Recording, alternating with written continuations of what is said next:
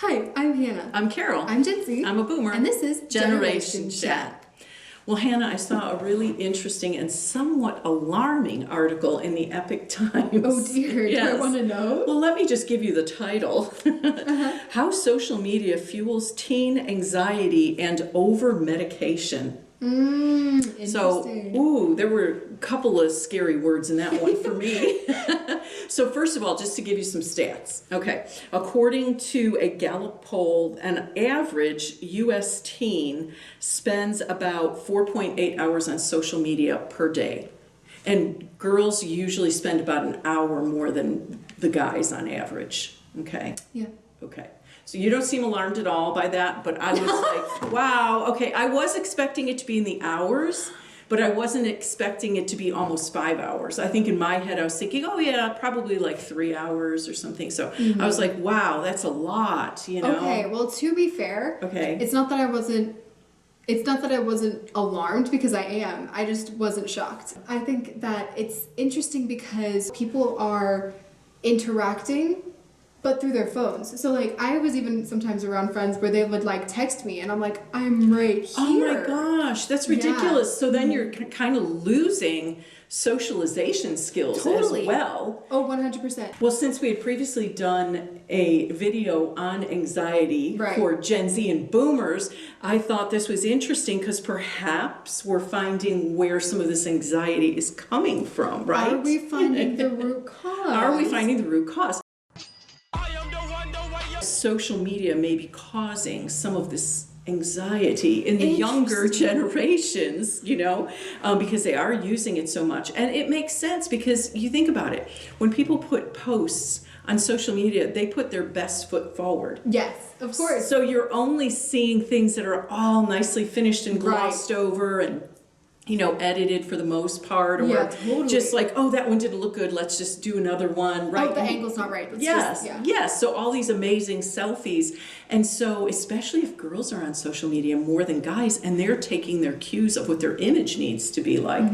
So if you're going, I'm not measuring up to this, of course that would be bringing on anxiety, especially if you're looking at this stuff almost 5 hours a day. Crazy. Yeah, because that's like 5 hours a day of sometimes negativity. Yes. Because, you know, I feel like if you're on social media and it's not impacting your mental space, like, okay, yeah, sure, whatever. If that's the way you're going to spend your time, it's a free country, I guess. If you're constantly engaging something that's ultimately harmful, even if it seems fun in the moment or provides dopamine for like a whole, you know, hour or whatever, or the time that you're on it, that's just crazy. And think about this. The more that you're on social media, the less you are actually interacting with another human being. So, you know, think about it. If you're interacting with human beings less and less, we need that. We need the relationships, literally. So I think the teens are not only comparing themselves to unrealistic standards or that sort of thing, but they're also being deprived of literally human contact, which we need. Which also has been proven that the more you are physically in contact with people, that it actually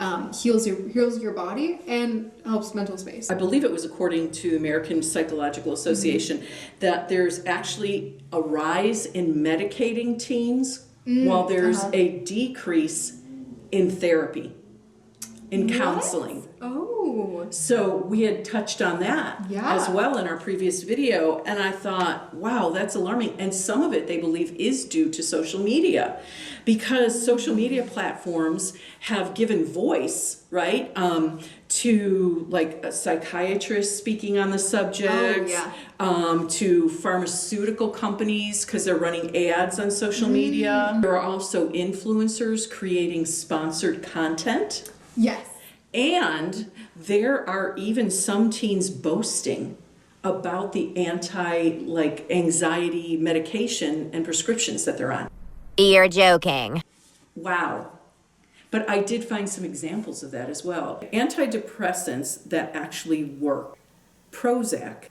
Bruh, take your meds so you can actually function. So the flip side of this is that you actually can find some positive things on social media regarding antidepressants, anti-anxiety meds as well. And I thought this one was really great.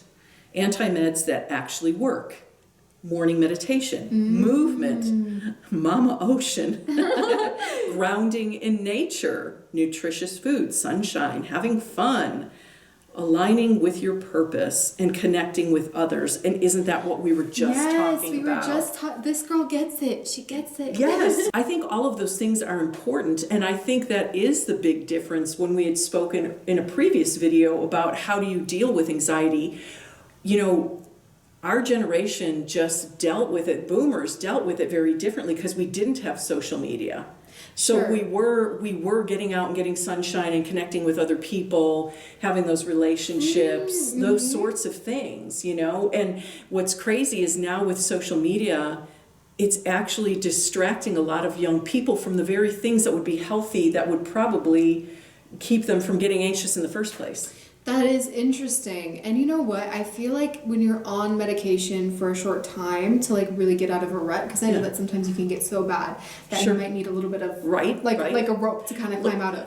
We are not doctors. We are not giving medical advice whether to take medication or not. We're simply talking about just social media and its effects on those things. You know those kids who are like a little bit hypochondriacs, or they just start seeking attention? Yes. Maybe they don't need a medication as much Yes. as another person would, and then Maybe they just need a little sunshine and some play outdoors. right, but then they're sitting here like looking or seeing people on social media being like, take Prozac, Yes. and they're going, oh, Yes. I think that's what I need. But it's like, do they actually? And then doctors are so quick to prescribe things for the money. Yes. And here's the thing. Yes, you hit the nail on the head, is that it's normalizing it. Yes. Okay, back in the earlier generations, in my generation, not nearly as many people were prescribed, you know, the medications for these Right. things. Even a generation or two ago, they really weren't. And it's just a kind of a quick fix. But social media is normalizing it and actually making it sound like if you are anxious at all or you're depressed at all, that it's something that's terribly wrong with you. Right. As opposed to, that's just a thing that happens in life sometimes, right? Sure. So it's elevating it to a point of like, this is an issue, it's a mental illness or a disease, like you said, when sometimes it's not even. Yeah, but then you're feeding into it, and then maybe what wouldn't have been Yes. so deep is just you're just digging further. Yes. I wonder how much of this influencing and awareness, which I think is good, Yes. is also sometimes perpetuating the problem. Yes. Yes, and we did talk about that in our Yeah. previous video too. But I thought this was interesting because it seemed like it was kind of showing the connection between social media and I think the extent of the problem we think we have. So now that we see the correlation, we want to ask you, how many hours a day are you on social media? Is it a healthy amount? Oh my gosh, wait. If let's say if 10 people comment below with how much they use social media, how many hours a day, Carol and I will post how many hours a day we use social media. I did not agree to this before we started shooting, but okay, I'll do it. So yeah, leave a comment below and like and subscribe. We'll see you next time on Generation Chat. Bye.